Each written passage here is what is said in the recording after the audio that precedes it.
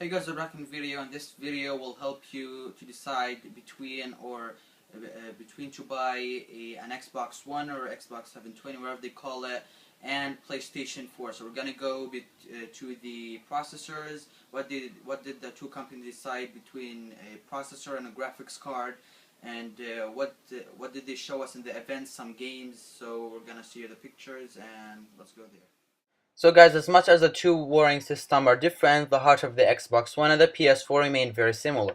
That's because they're both running multiplied 86 octa-core CPUs, and these 8-core processors are built by the same chip maker AMD. The use of AMD in the Xbox One and the PS4 is certainly a switch for both companies. Previously, Microsoft has used an IBM Power PC processor, while Sony partnered with Toshiba and IBM on its own complicated cell processor, while Xbox One will run a heavily modified 8-core AMD processor. PS4 will utilize a multiplied 86 between 86 and 64 Jaguar CPU.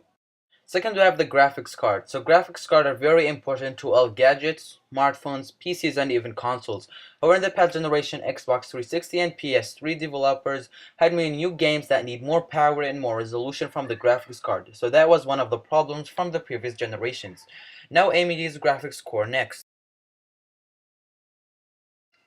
Both console makers are also relying on AMD to design their next graphics processor that will produce the next generation visuals that differentiate console games from the emerging smartphone market.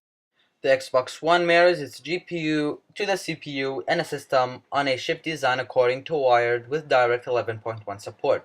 The single 40nm SoC really contrasts with the two dedicated 90nm chips found in the Xbox 360. However, it only marginally contrasts with the PS4, which also combined its AMD CPU with the chip marker's GPU. In case of the PS4, the graphics processor is described as semi-custom AMD Radeon that runs at 1.8 TFLOPS. If you didn't understand, the main topic is that the two companies are making better graphics card to make games and more screen resolution better. And something that we didn't like, and most of the people at the Xbox were really talking about TV experience of the new Xbox at the event. Then we have memory. Sony scores with 8GB GDDR5 RAM. One of the most impressive things about the PS4 specs has been its use of the 8GB GDDR5 RAM. Microsoft unveiled the Xbox One to have 8GB RAM as well, but it's DDR3 memory variety. That may mean more to game developers in the long run opposed to gamers themselves right now, but it's still an interesting choice for the Xbox One. The Xbox One controller versus the PS4 DualShock 4 controller is a debate that won't be won anytime soon, mostly because gamers already have locked in the preferences. The reason for this is that neither Sony nor Microsoft have radically changed their respective controllers over the years. They're more like Evolution 2000 and 2001. DualShock 4 is a little bigger in next generation thanks to its front and center touchpad. Sony stuck with a dual unlock sticks down in front, but at least have a central pivot recess for easier gripping. Microsoft also didn't miss with success, only slightly modifying its controller in the jump to the Xbox One.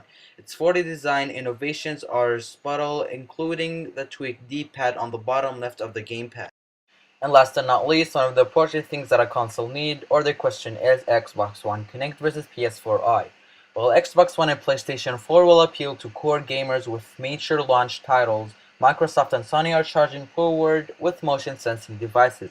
The Xbox One Kinect was unveiled along with the system during the May 21st announcement, but Microsoft referred to the advanced camera as human control for a human experience. Expanding that motto, the packed in 1080p Kinect 2.0 will able to process 2 GB of data per second, analyzing more joints, the slide, rotation of a wrist or shoulder, and your heartbeat. Less is known about the PlayStation 4i, but Sony did state that its similarly shaped camera bar contains two 1280 by 800 pixel cameras.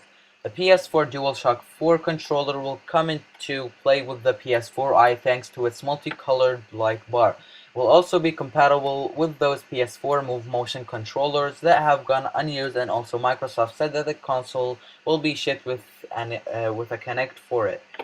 and on the event of PS4, they didn't show us the console itself, so they are still rumors about the shape, the design, and maybe about the colors, about that. And now we have some games that we're gonna show you that were released in the event that day. So first we have an Xbox One game that was announced that day, and that was a big hit, and many people liked it. It's Forza Motorsport 5, and eventually this is a racing game. Then we have also an Xbox One game called Quantum Break. So this game is like fighting, just killing people, no point. And also one of the big hits on the previous model and on this model, an Xbox model, we saw a peek of Call of Duty Ghosts, and this game was a big hit on the previous models, and the link of the video is down below. And some of the PlayStation 4 games is Deep Down.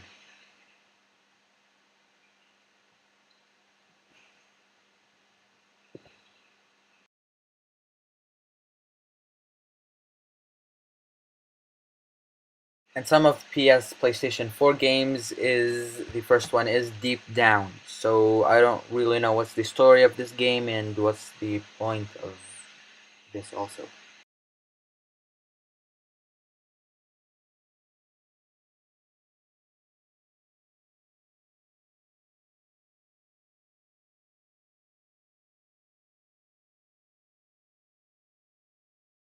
And last but not least, the third game and the last game is Killzone Shadowfall.